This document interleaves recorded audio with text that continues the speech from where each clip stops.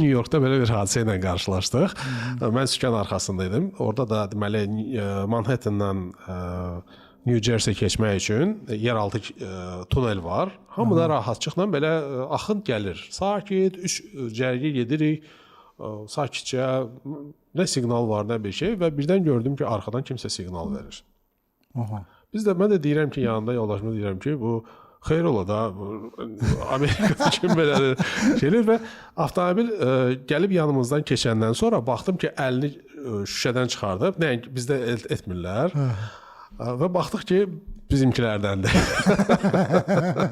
Yəni bu Amerikaya getsə də, bilmirəm hara getsə də bu onların bu fikirlər, davranışları dəyişmir də. Yəni sən o axında siqnal verməyin axı mənası nədir də? Onsuz da heç kim orada qaçmayacaq, uçmayacaq və hər öz yolunla gedir. Yəni buradakı kim bir-birinin gah o sıraya keçmək, bu sıraya keçmək yoxdur və hamımız çox rahatçılıqla həmin tuneldən də girdik də, çıxdıq da, vaxt da itirmədən və s. Yəni ki, belə bir hər kəs öz yolunla getsə, o zolağını tez-tez dəyişməsə, hamı rahatçılıqla axın daha sürətlə gedər.